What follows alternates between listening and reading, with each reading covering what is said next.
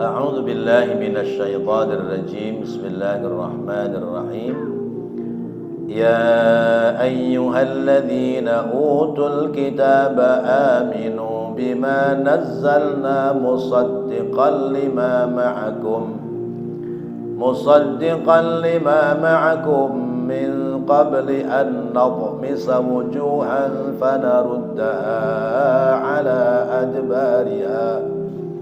فنردها على أدبارها أو نلعنهم كما لعنا أصحاب السبت وكان أمر الله مفعولا. Bapak Ibu hadirin hadirat yang dirahmati Allah Subhanahu wa taala, yang lalu sudah dijelaskan pada ayat sebelumnya kelakuan orang-orang Yahudi. Mereka dalam hal meyakini agamanya, sami'na wa asaina. Kami mendengar tapi kami menyelisihi. Itu kelakuan orang Yahudi. Kami mendengar tapi kami menyelisihi. Berarti mendengarkan manggut-manggut tapi sesudahnya tidak melaksanakannya. Bahasa orang Korea bungen tuwo. Korea apa keroya, mlebu tengen kuping metu kuping kiwa. Nah, itu modelannya orang-orang Yahudi seperti itu. Sementara orang-orang mukmin, orang Islam, wa qalu sami'na wa ata'na. Mereka mengatakan kami mendengarkan dan kami menaati. Adapun ada salah dan khilaf itu pasti, maka ghufranaka rabbana wa ilaikal masir. Ampunanmu ya Allah yang kami harapkan. Itu ciri orang Islam. Jadi kalau ada orang Islam, dia mendengarkan nasihat agama tetapi tidak menaati, berarti agamanya Islam tapi perilakunya seperti orang-orang Yahudi. Nah, di ayat ini Allah menjelaskan khusus ya, untuk orang-orang yang telah diberikan Alkitab oleh Allah sebelum Al-Quran. Bisa kalangan orang-orang Yahudi, bisa pula kalangan orang-orang Nasrani. Atau bahkan ya, orang-orang yang kitabnya itu kitab-kitab yang tidak ada turunan dari langit. Allah memanggil mereka, ya ayyuhalladzina utul kitaba, wahai orang-orang yang telah diberikan Alkitab. Siapa yang diberikan Alkitab? Orang Yahudi, kitabnya apa? Taurat. Orang-orang sebelumnya Nabi Musa itu Nabi Daud, kitab sucinya Zabur. Kemudian sesudah Nabi Isa, kitab sucinya sesudah Nabi Musa, kitab sucinya Taurat, yaitu Nabi Isa alaihissalam. Nah, umat-umat ini dulu pernah diberikan tuntunan kitab suci.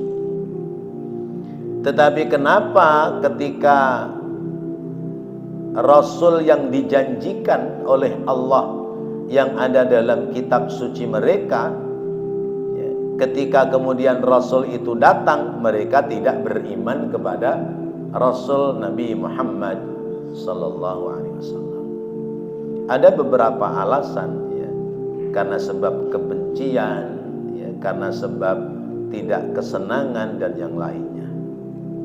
Maka khususnya orang-orang Yahudi yang hidup di zaman Rasulullah, Allah mengajarkan, menyampaikan lewat Rasulullah, ya ayyuhalladzina utul kitaba, wahai orang-orang yang telah diberikan Alkitab.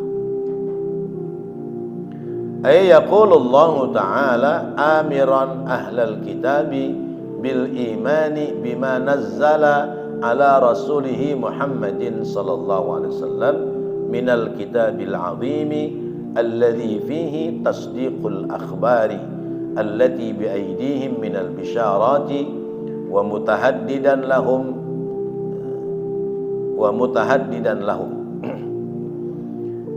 yakni Allah memerintahkan kepada ahlul kitab supaya beriman kepada apa yang telah diturunkan oleh Allah kepada Rasulnya, yakni Nabi Muhammad SAW,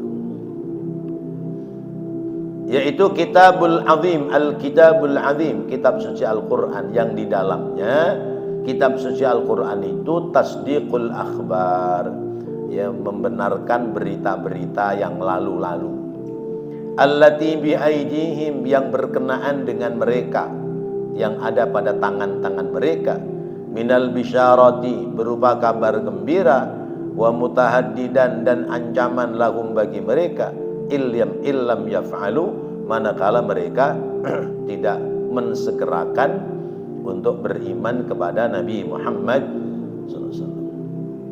Aminu bima nazzalna musaddiqan lima ma'akum, berimanlah kalian terhadap apa yang telah kami turunkan, yang dalam kitab itu membenarkan apa-apa yang kalian dulu telah perbuat.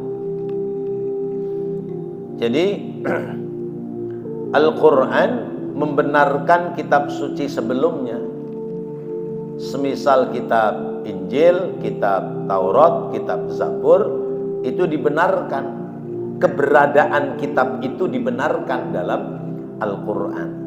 Tetapi tentang kebenaran isinya itu tidak diperintahkan untuk meyakini, sebab tidak ada lagi yang orisinil kitab suci itu kecuali adalah kitab suci Al-Quran. Sebab Al-Quran dijaga, dipelihara, dirawat oleh Allah.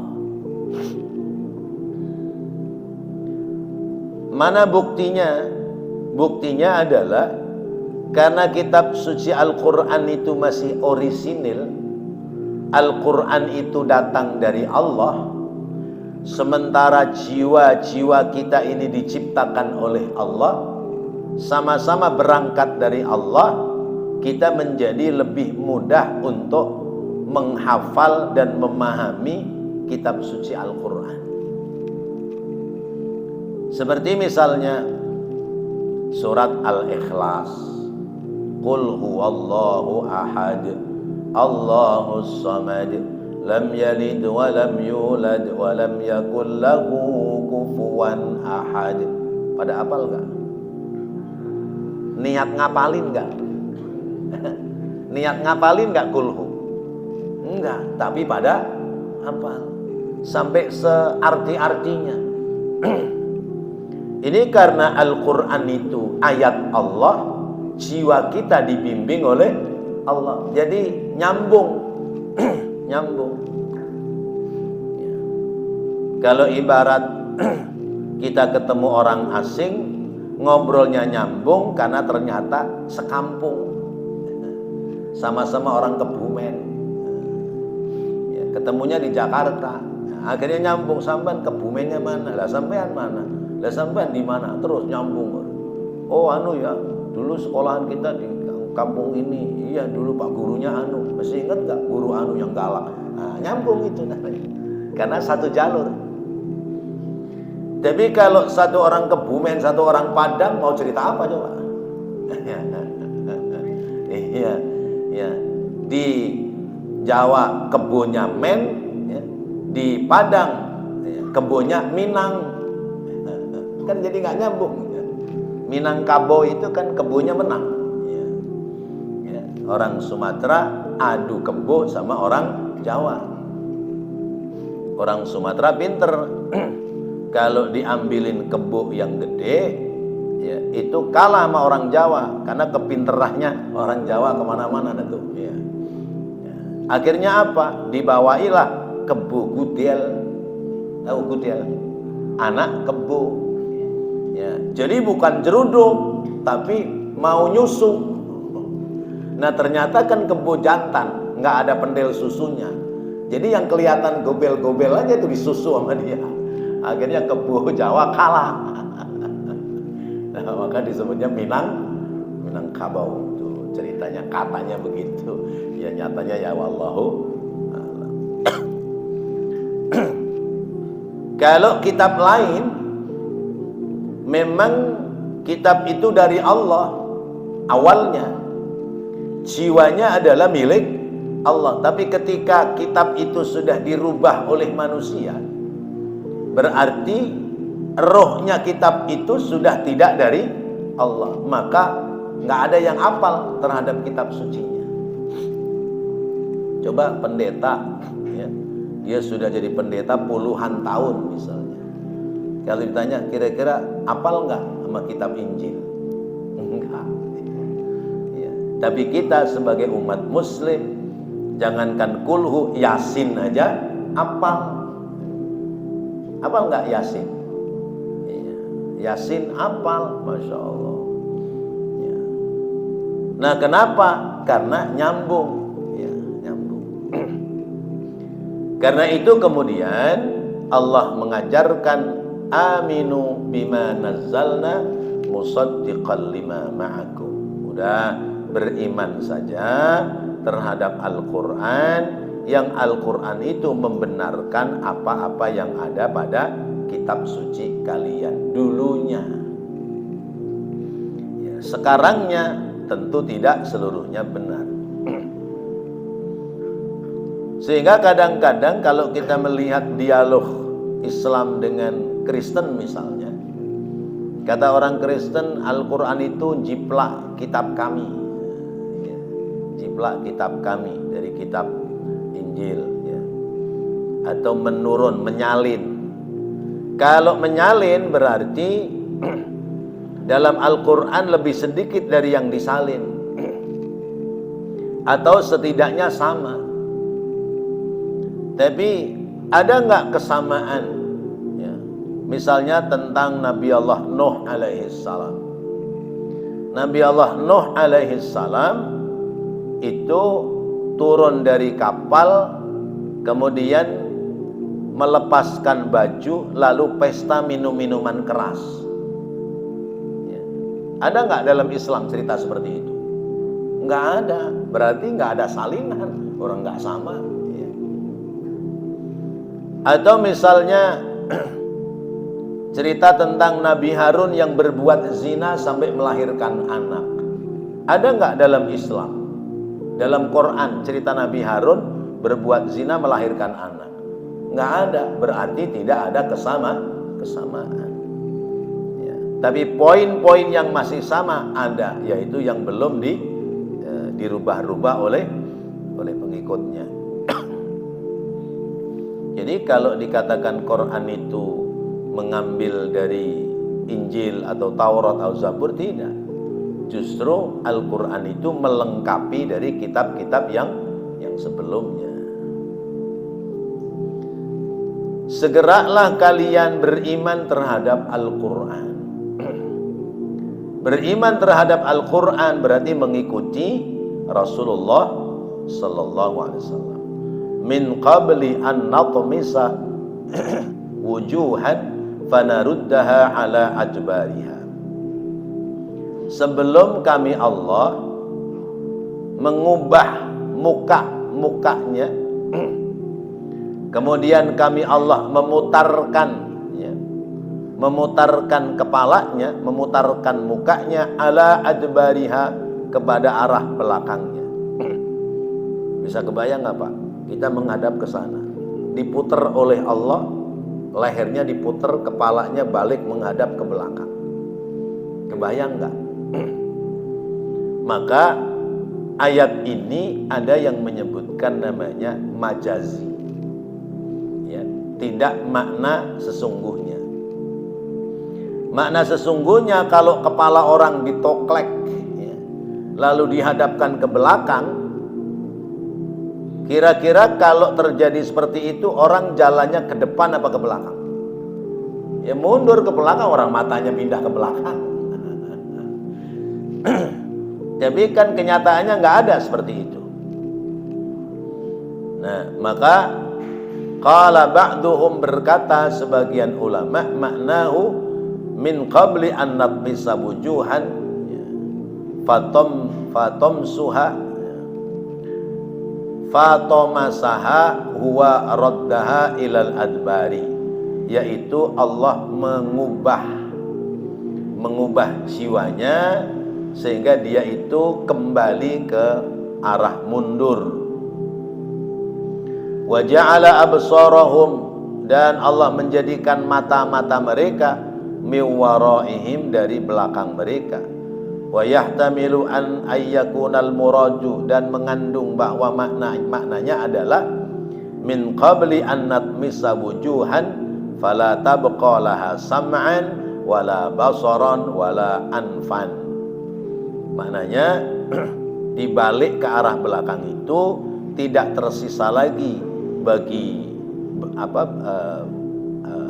anggota badan yang di kepala, pendengarannya, penglihatannya, hidungnya itu tidak nampak lagi. Wa ma'a dzalika naruddaha ila nahiyatil adbari, dan bersamaan dengan itu kami Allah mengembalikan dia, membelokkan dia ke arah belakangnya. Jadi makna zahirnya kepalanya dibelokkan ke belakang. Jadi mestinya jalan maju, akhirnya jalan mundur karena nggak bisa balik lagi kepalanya ke depan. Makna hakikatnya, makna batiniyahnya karena ini majazi, artinya ketika Allah sudah menyentuh hidayah, yaitu disuruh beriman terhadap Al-Quran, suruh mengikuti Rasulullah, lalu mereka menolaknya, berarti mereka bukan jalan maju terhadap kebenaran agama, tapi mereka jalan mundur, mengalami kemunduran dalam beragama. Maka penglihatannya, pendengarannya, penciumannya tidak lagi ada kepekaan terhadap kebenaran agama. Wa qala al-Aufa an Ibni Abbas, berkata Imam Aufa dari sahabat Ibnu Abbas, fil ayati, tentang ayat ini, wahia min qabli aynat misa wujuhan wa tomasaha an ta'ma fanaruddaha ala adbariha, yaitu arah membalikkan atau mengubah wajahnya, dan tomasaha, mengubah bentuknya, sehingga dia mengalami ketiada pendengaran, ya, tuli. Kemudian kami Allah mengembalikan mereka pada pekerjaan yang sebelumnya. Yaqulu naj'alu wujuhuhum min qibali aqfiyatihim fayamshuna al-qahra wa naj'alu adihim ainaini min qafahu.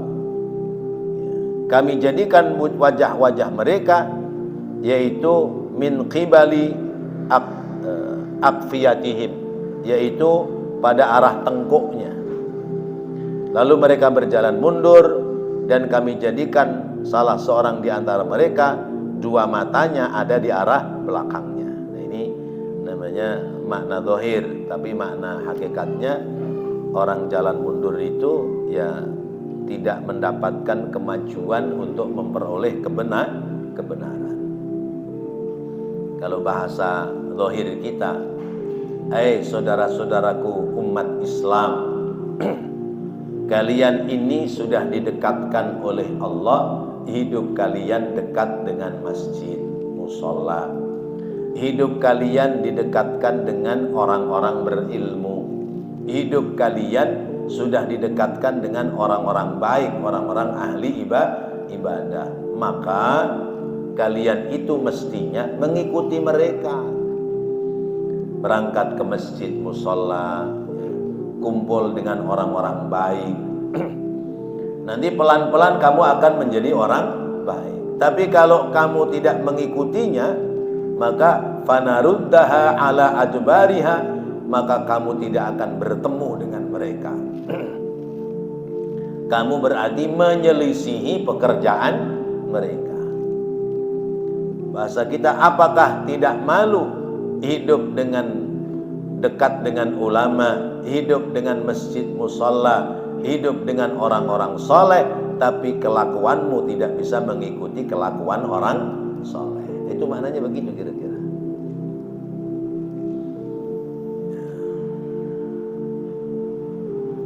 Wa hadha misla darabahu Allahu lahum fi sarfihim 'anil haqq wa raddahum ilal batil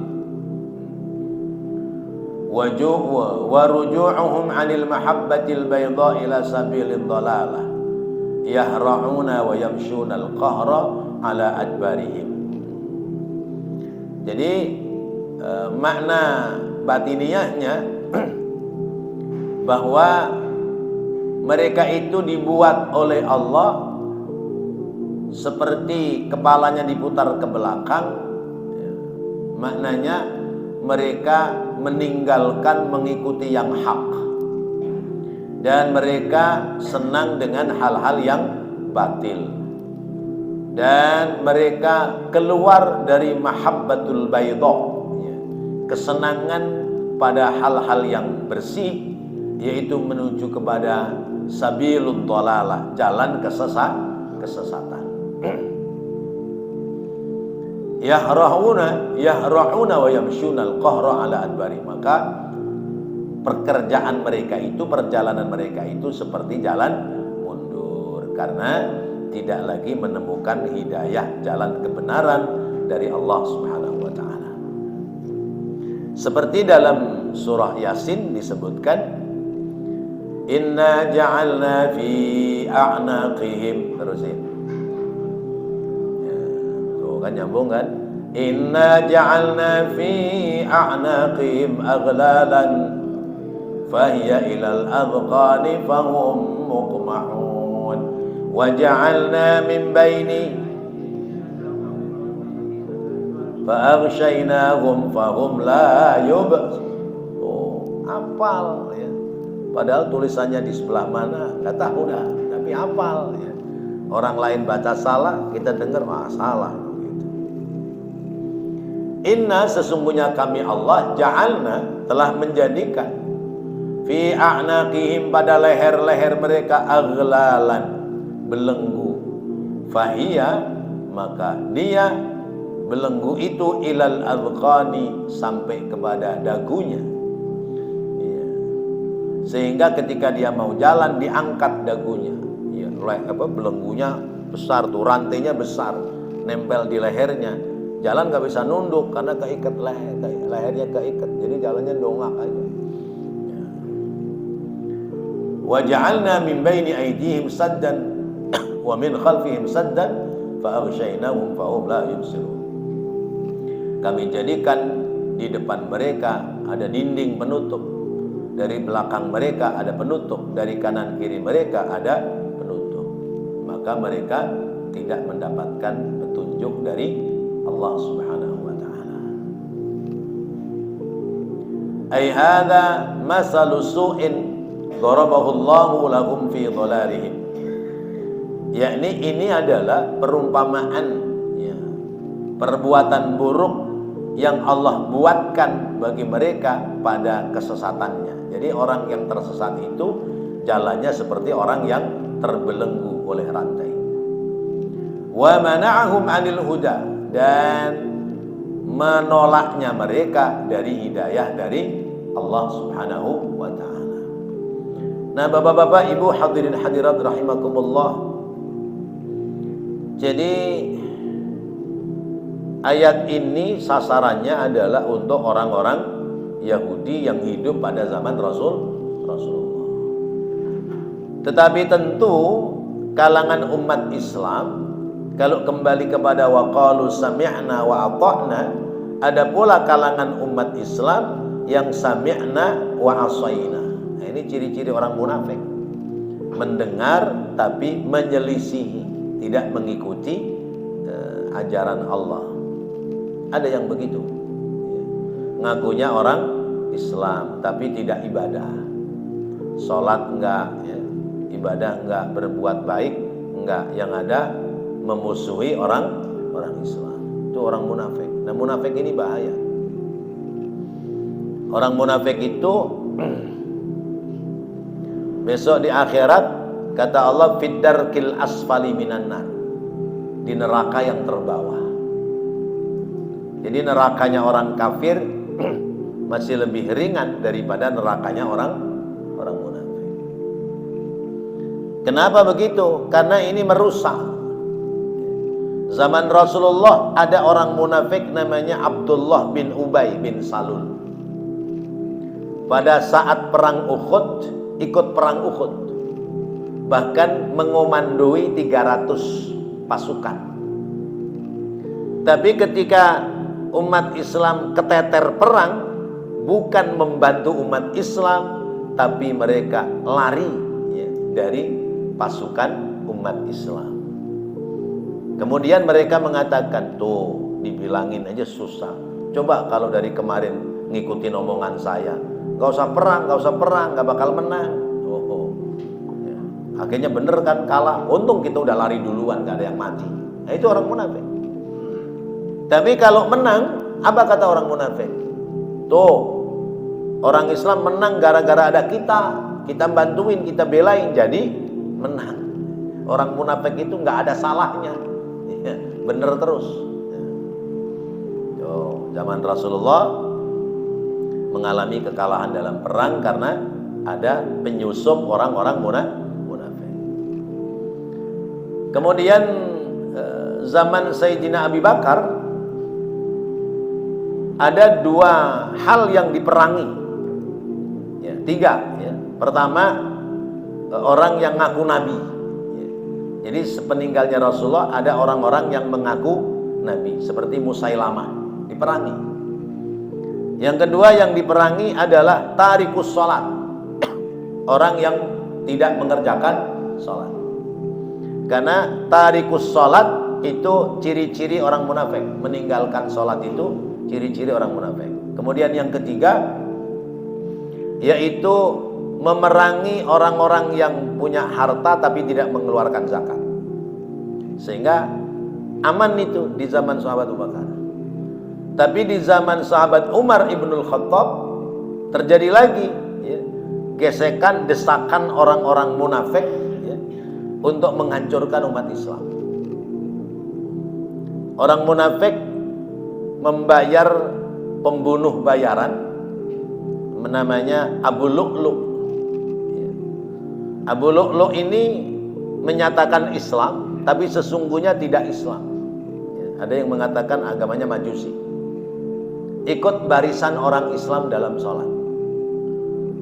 Imamnya siapa? Sayyidina Umar. Di saat orang sedang khusyuk sholat, dia maju ke depan menusuk Sayyidina Umar. Sayyidina Umar ditusuk di dadanya 3 kali, roboh. Sayyidina Umar roboh. Sesudah roboh, dia lukai 13 orang yang makmum di belakangnya. Jadi udah terjadi dari zaman Rasulullah. Ya. Nah, lalu kemudian akhirnya ya Abu Lu'lu bunuh diri karena takut dibunuh oleh orang Islam. Nah, itu zaman Khalifah Umar. Zaman Khalifah Utsman makin menjadi-jadi kelakuan orang-orang munafik. Ya. Contohnya yaitu orang-orang munafik itu mereka membuat kesepakatan untuk membunuh Khalifah Utsman. Akhirnya Khalifah Utsman dibunuh selesai sholat subuh ya. Kemudian beliau pulang, dia baca Quran ya. Diintip dari belakang oleh seseorang pembunuh bayaran, dipenggal lehernya Sayyidina Utsman. Ini kelakuan orang munafik. Zaman Khalifah turun kepada Sayyidina Ali ya, itu munafik semakin menyebar, bahkan sudah membuat kelompok namanya kelompok Khawarij. Kelompok Khawarij ini mengatakan bahwa namanya Sayyidina Ali itu salah, kemudian Sayyidina Muawiyah salah, maka Ali maupun Muawiyah harus dibunuh. Yang siap dibunuh 3 orang, Sayyidina Ali, Sayyidina Muawiyah, Sayyidina Amr bin As. Nah, mereka sepakat mau membunuh waktu subuh. Yang mau membunuh Sayyidina Muawiyah nggak berangkat ke masjid karena lagi sakit. Yang mau membunuh Amr bin As tidak ke masjid karena sedang berkunjung ke daerah lain. Akhirnya yang terbunuh adalah Sayyidina Ali. Siapa yang membunuh? Namanya Abdurrahman bin Muljam, guru Al-Quran. Ya, guru Al-Quran, bahkan sempat diangkat guru Al-Quran oleh Khalifah Umar ibn Khattab. Saat mau membunuh, takbir dulu, Allahu Akbar. Masya Allah. Padahal sama-sama orang Islam. Ini kelakuan orang-orang munafik. Makanya di kampung kita kalau masih banyak orang munafik, maslahat itu berkurang, ya. Yang ada mafsadat terus, ya. Apalagi negeri ini kalau masih banyak orang munafik, Masya Allah, nggak bakal ada kemajuan. Makanya perang itu orang-orang munafik, geser pinggir-pinggirin, ya. Ganti orang-orang yang orang-orang yang baik. Nah, Bapak dan Ibu yang dirahmati Allah, kemudian au nal'anahum kama la'anna ashabas sabt, atau kami Allah akan mengutuk mereka yang tidak mau beriman kepada Al-Quran dan tidak mengikuti Rasulullah sebagaimana kami telah melaknat ashabus sabt, yaitu orang-orang yang dia bekerja mencari ikan di hari Sabtu. Pelajarannya sudah lewat, ya. Ya, namanya ashabus sabt. Jadi hari Sabtu itu hari sucinya orang Yahudi. Maka pada hari Sabtu orang tidak boleh bekerja. Nah, mereka bekerja karena memang diuji oleh Allah. Ya, ini pelaut ini ikannya nenggel ke pinggir kalau hari Sabtu. Dinasihati sama Sayyidina Musa, ya. Kemudian mereka mengiyakan, tapi mereka bikin parit-parit, lalu paritnya dipasang kepis, dipasangnya hari Jumat, ikannya masuk hari Sabtu, diambilnya hari Minggu. Itu kelakuan Yahudi, ya. Kenapa kalian masih melakukan itu, kata Nabi Musa. Loh, kami kan tidak bekerja hari Sabtu, kami di rumah. Tapi mereka cari akal, ya. Ya, dipasangnya hari Jumat, masuknya ikan hari Sabtu, diambilnya hari Minggu. Maka kata Allah, kunu qiradatan khasiin. Jadilah kalian monyet-monyet yang jelek, kera-kera yang buruk. Jadi monyet itu berasal dari manusia. Nah, itu disebutnya ashabus sabt.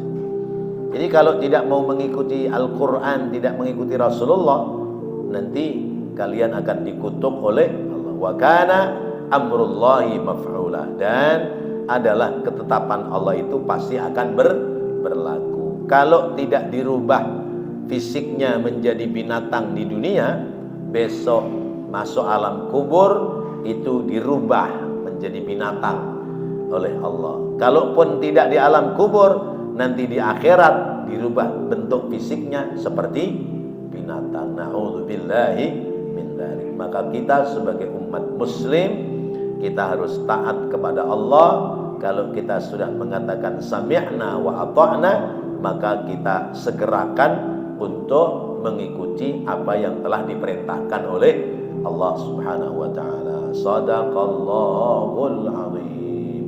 Semoga Allah jadikan ilmu yang bermanfaat. Rabbana taqabbal minna innaka antas samiul alim wa tub alaina innaka antat tawwabur rahim. Rabbighfir warham wa anta khairur rahimin. Wa sallallahu ala sayyidina Muhammadin wa ala alihi wa sahbihi wa sallam. Walhamdulillahi rabbil alamin. Wassalamu alaikum warahmatullahi wabarakatuh.